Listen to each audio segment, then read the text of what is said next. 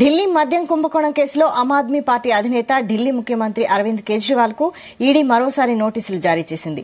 మార్చి 21న విచారణకు హాజరు కావాలని పేర్కొంది. కాగా ఢిల్లీ మద్యం కేసులో మనీ లాండరింగ్ కు సంబంధించి కేజ్రీవాల్ కు ఈడీ సమన్లు జారీ చేయడం ఇది 9వసారి. గత 8 నోటీసులకు స్పందించని ఆయన విచారణకు గైర్హాజరవుతూ వచ్చారు. ఈ నేపథ్యంలో కేజ్రీవాల్ పై కోర్టులో ఈడీ ఫిర్యాదు చేసింది. అప్పుడు విచారణ జరిపిన ధర్మాసనం ఫిబ్రవరి 17న కోర్టుకు రావాలని ఆదేశించింది.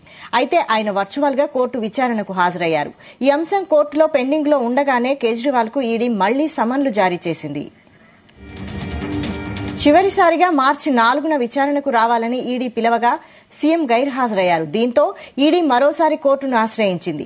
దీంతో మార్చి 16న తప్పనిసరిగా విచారణ అధికారుల ఎదుట హాజరు కావాలని కోర్టు కేజ్రీవాల్ ను ఆదేశించింది. కవిత అరెస్టుతో స్వయంగా హాజరవ్వాలని కేజ్రీవాల్ నిర్ణయించుకున్నట్టు తెలిసింది. ఈడీ అభియోగాలపై విచారించిన కోర్టు అవి బెయిల్ పొందడానికి అవకాశం ఉన్న సెక్షన్లేనని పేర్కొంటూ కేజ్రీవాల్ కు ముందస్తు బెయిల్ ను మంజూరు చేసింది. తాజాగా మరోసారి సమన్లు జారీ చేసింది.